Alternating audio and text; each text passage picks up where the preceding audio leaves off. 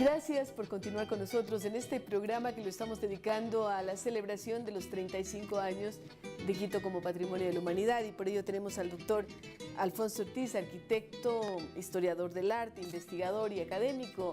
Se desempeña como profesor en universidades como la San Francisco de Quito. Y queremos hablar con usted precisamente, Alfonso, sobre qué significa para usted como historiador del arte, como persona preocupada por el tema arquitectónico, estos 35 años de declaratoria de Quito como Patrimonio de la Humanidad. Pues yo creo que hemos llegado y deberíamos llegar a la madurez. Y 35 años son más que el doble para la madurez, pero yo creo que no está madura el tema del patrimonio en nuestra población, porque por ejemplo ahora hay una propuesta de derrocar edificios en el centro histórico y convertirlos en plazas. Porque es destruir un patrimonio. Es destruir, el metro, por ejemplo, puede ser un problema también, la construcción del metro, ¿o no le ve usted? No creo, pero sí la propuesta que viene sin análisis y estudios previos de derrocar edificios que se consideran feos y no reemplazarlos por otros edificios, sino convertirlos en parques. Entonces yo creo que a estas alturas, cumpliendo 35 años, que todavía se hagan propuestas descabelladas como estas, es realmente muy peligroso, y se ve que el tema patrimonial no ha calado. Si no ha calado en las autoridades, tampoco ha calado en la población, que tiene menos formación y menos información. Parece es que triste vamos con porque el problema es que se va a atentar contra una de las cosas esenciales de la ciudad, que es la traza urbana, en donde las manzanas son manzanas compactas, construidas de borde a borde. Y en los sitios donde la historia, la sociedad, la cultura, los modos de vida crearon plazas, están ahí.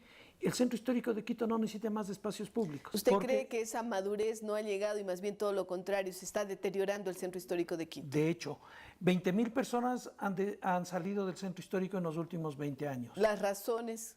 Las razones es que el centro histórico no brinda seguridad, comodidad. Problemas de tráfico intenso también, ¿no? Y no provee de espacios habitables adecuados en estas casonas antiguas, en donde el deterioro es permanente y donde los propietarios actuales o abandonan esas casas o simplemente no invierten para mantener un espacio adecuado. Es caro, y por eso se necesita el apoyo público, porque a lo mejor los propietarios tienen la casa, la heredaron de sus abuelos, pero no tienen el dinero para mantenerla. El otro problema es que no hay una relación, digamos, cultural y sentimental con el espacio que se habita.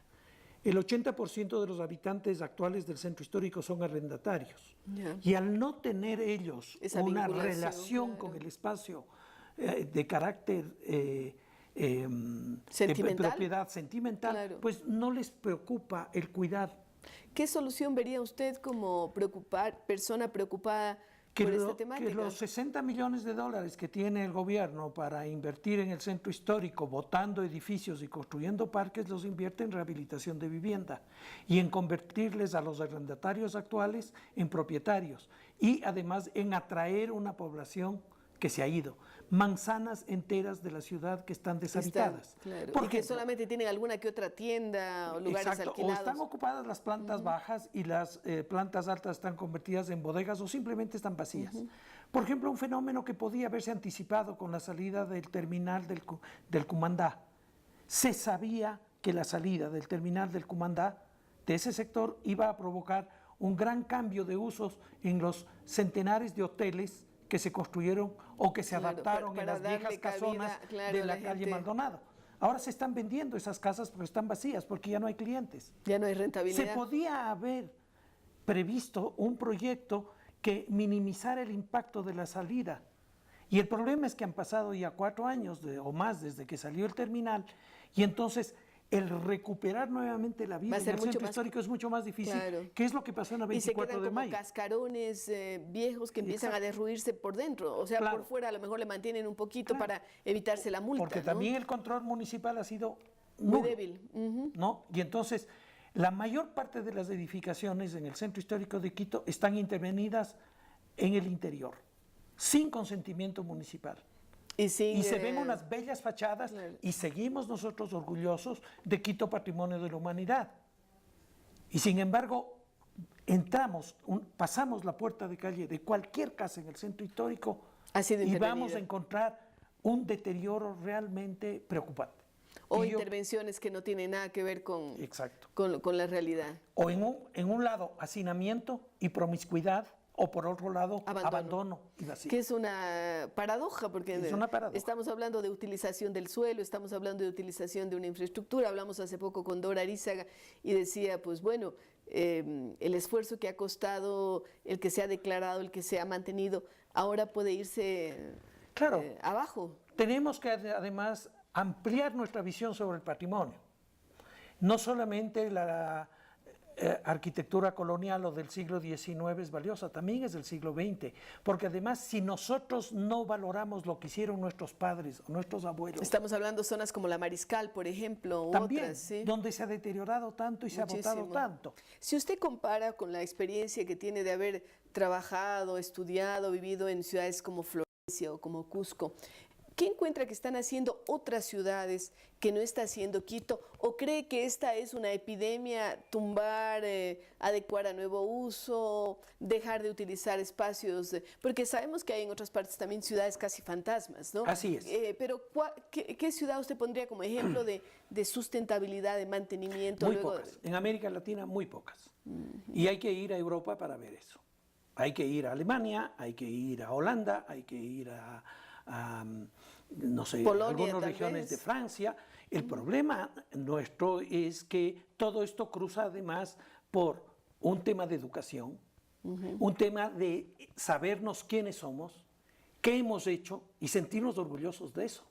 ¿Pero qué pueden hacer los académicos como usted en este sentido? Pues yo creo que hemos hecho mucho. En mi caso, tal vez no ha sido suficiente y nunca será suficiente, pero sí creo que conocer la historia de Quito. Seguimos nosotros con las leyendas y con las historias de fantasmas que no tienen ningún sustento real sobre lo que somos.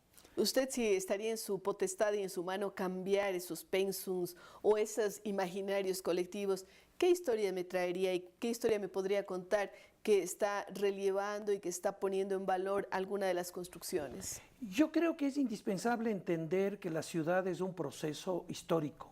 Es un hecho histórico y social, que cada grupo social y cada época incorpora lo suyo, y que tenemos que entender esos aportes que hace la ciudad. Como por ejemplo, ya se derrocó en la Casa Municipal. En 1960 había un concepto diferente dentro del Consejo Municipal de Quito, que fue el que autorizó el derrocamiento de toda la cuadra de la calle Venezuela.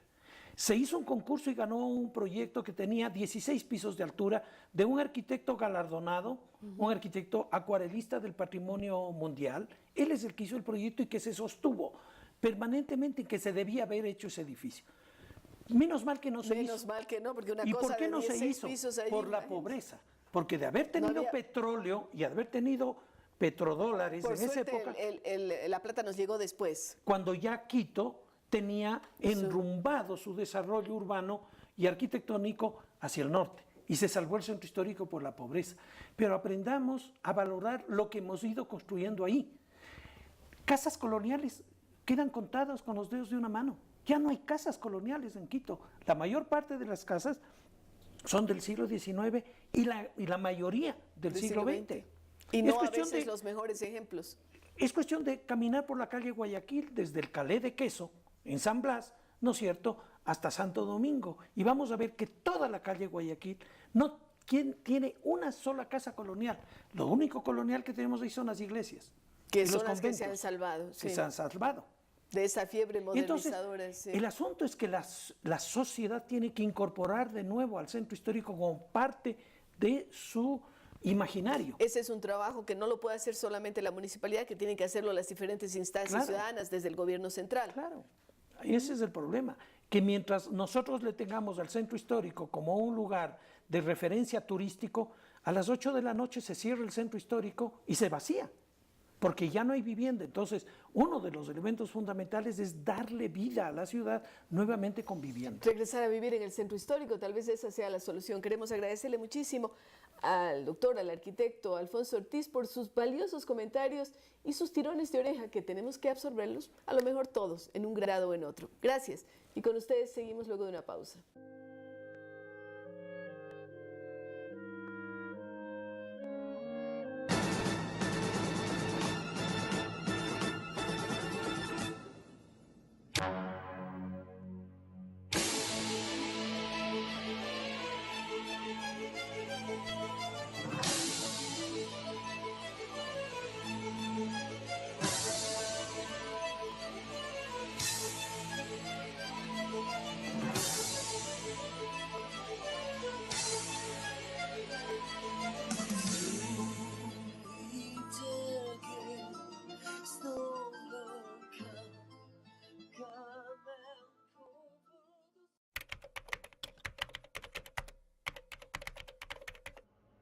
Para entregar todo de mí para mis estudiantes. Queridos maestros del Ecuador, el 6º concurso de excelencia educativa a nivel nacional y el primero internacional están esperando sus proyectos hasta el 10 de diciembre del 2013.